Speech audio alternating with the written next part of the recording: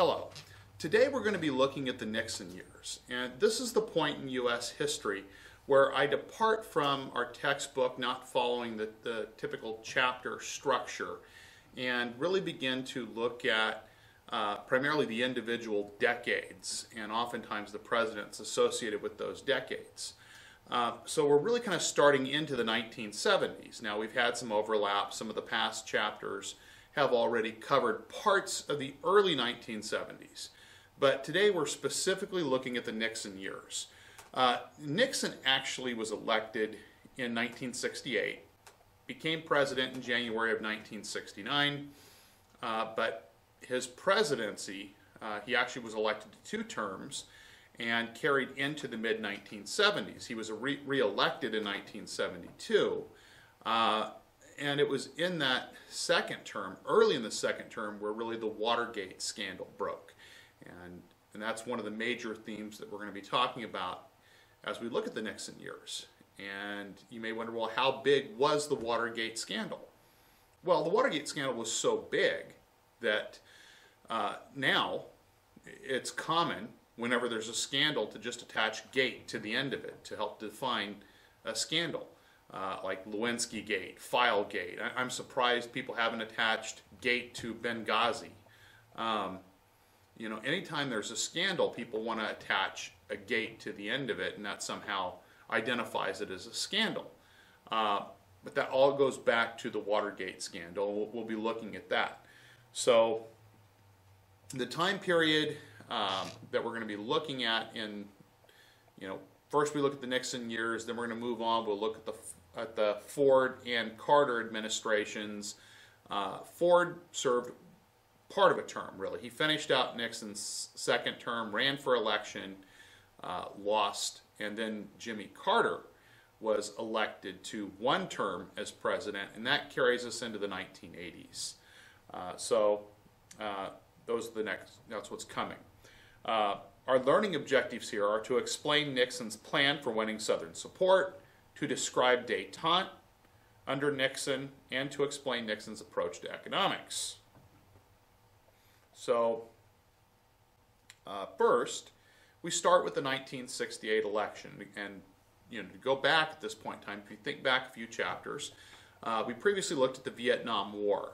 And so, Nixon was elected during the Vietnam War. Nixon ran on the Republican ticket, and to give a little bit of background, prior to the 1968 election, 1968 was a year that starts with the Tet Offensive in Vietnam, and it takes the U.S. 3 months to get the upper hand. Johnson feels that he is losing support.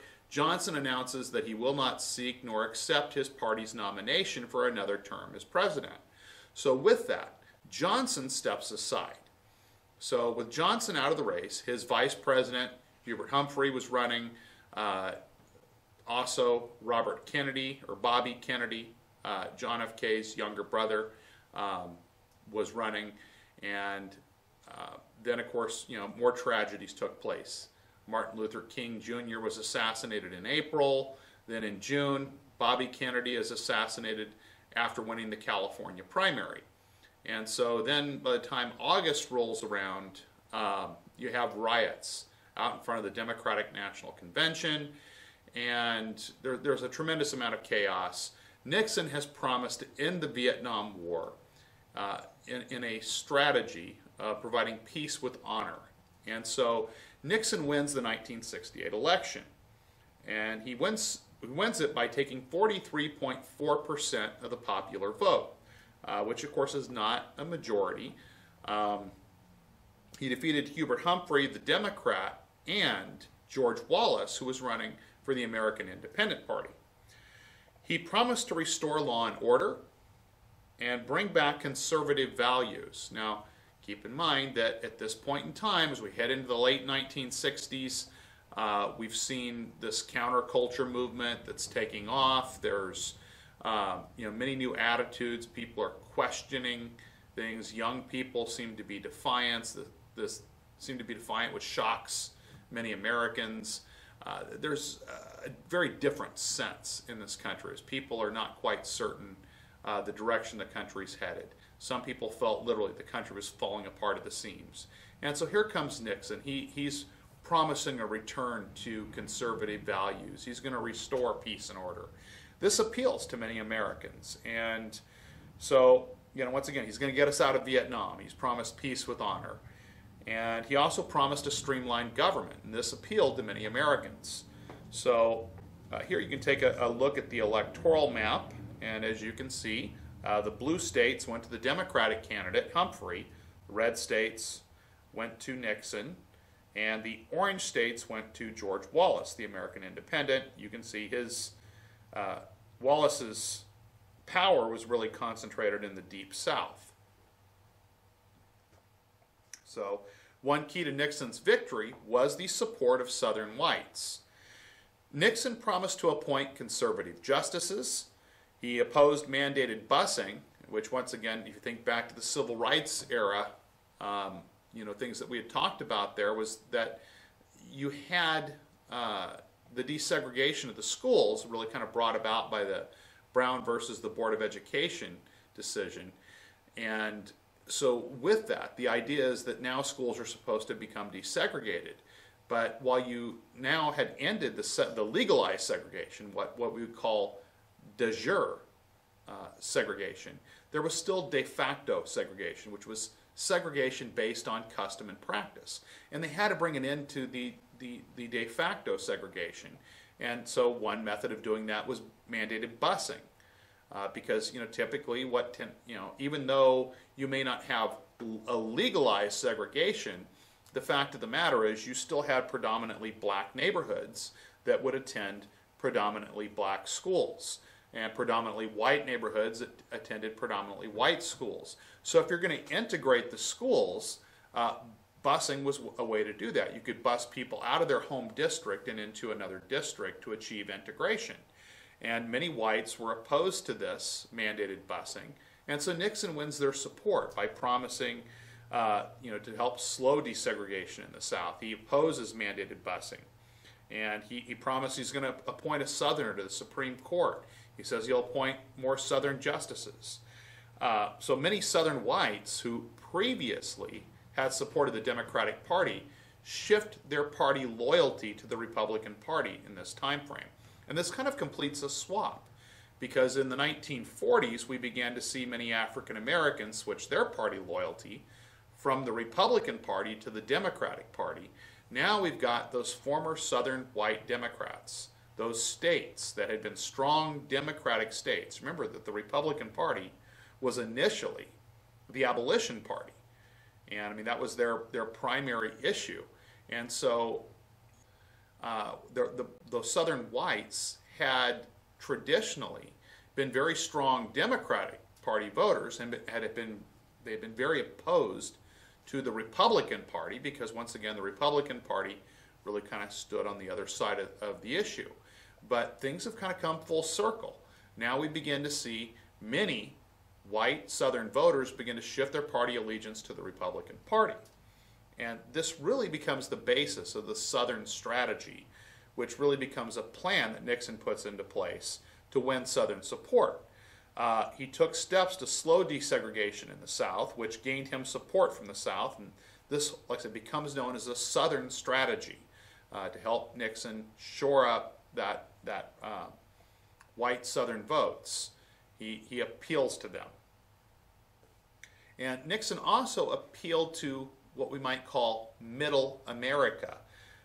He was critical of Supreme Court decisions that expanded the rights of accused criminals, a lot of what had taken place under the Warren Court. And he kept his promise and appointed conservative judges to the Supreme Court, including one from the South.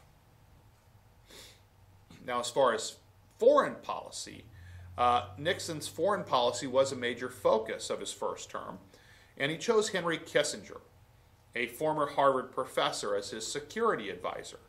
And Kissinger plays a major role. Kissinger is involved in helping to negotiate the peace settlement that gets us out of Vietnam. Nixon was anti-communist, but he also believed that to achieve world peace, we must improve relations with communist nations, including China and the Soviet Union. Nixon's policy was known as détente, or a relaxation of tensions with the Soviet Union. And so first he travels to China. Now, something else that had gone on is that, to give a little bit of background here, tension had developed between the Soviet Union and China. Although both are communist countries and both shared a border, the two countries kind of found themselves kind of at odds with one another. For example, communism as it was applied in the Soviet Union was really focused primarily on workers, really based on Marxist ideology. But with Mao Zedong in China, the communists had come to have a different focus. They had never really focused on communism as being worker-based, but more based on the peasants. And so this different application, a different philosophy on communism, kind of creates a little bit of a rift between the Soviet Union and China. And tensions begin to grow between the two. And so what Nixon does very wisely is he reaches out to China. And Nixon lifts trade and travel restrictions with China. And he removed the 7th Fleet from Taiwan. And the 7th Fleet had been there really since Mao Zedong had gained control of China and Chiang Kai-shek's nationalist forces fled to Taiwan. We had stationed our 7th Fleet there really in protection of Taiwan. But that had increased tensions with China. Nixon pulls our 7th Fleet. That helps to ease tensions with China. And then in 1972, he makes a historic trip to China where the two nations agreed to improve relations. And now what this does for the Soviet Union is it makes them feel really uncomfortable, because here they've got their former ally China, which is now growing kind of, already starting to have some tense relations, some disagreements with China, and now China appears to be getting chummy with the United States, their Cold War ally. That puts pressure on the Soviet Union. They feel like they need to try to improve relations with the United States. So after learning of negotiations between the U.S. and China, the Soviets suggested a summit, which is a high-level diplomatic meeting between the two nations. And so in May of 1972, Nixon became the first U.S. president, to visit the Soviet Union. And ultimately, he begins to improve our relations with the Soviet Union as well. Nixon and the Soviets agreed to exchange scientific information, to increase trade, and to limit nuclear arms. The agreement to limit nuclear arms was known as the Strategic Arms Limitation Treaty, or SALT I. Of course, actually at the time it was just known as SALT, because there wasn't a SALT II, but later it would be followed by a SALT II. So that kind of represented détente, and this is one of Nixon's greatest successes. One of the sad things about Nixon, because of the Watergate scandal, his great successes in foreign policy are largely overshadowed by Watergate, which is unfortunate because he was very good in terms of his foreign policy. Now, as far as appealing to Middle America, Nixon dismantled several federal programs to give more control to state and local agencies. And this is kind of somewhat in line with Republican thinking, more localized control, less bureaucracy from the federal government. As a part of his new federalism, Congress created revenue sharing plans that were designed to create more local control, but it actually created state and local dependency on federal funds. So it didn't have the intended effect. Nixon's economic policy, as far as that, he made efforts to reduce inflation, including the use of price and wage controls, but he also removed us from the gold standard because he believed that the American dollar should float freely like other currencies. Now, this does become very controversial because this allows us to expand the money supply. And to explain that in a little bit more detail, when we were on the gold standard, literally, our money was backed by gold. We could only have the amount of money in circulation that we had enough gold to back. And that limited the amount of money in circulation, which then kept our dollar kind of tied to that standard. So that kind of restricted inflation. When he takes us off the gold standard, we now can increase the money supply. And as we increase the money supply, in other words, we can increase the money supply without having the gold to back it. And what that does is it allows our inflation rate to increase dramatically. The good thing about that is that the government now can use the control of the money supply to try to regulate the economy. For example, if they want to stimulate the economy, they can make more money available or increase the money supply. That makes money cheaper, but hopefully encourages spending, which should stimulate the economy.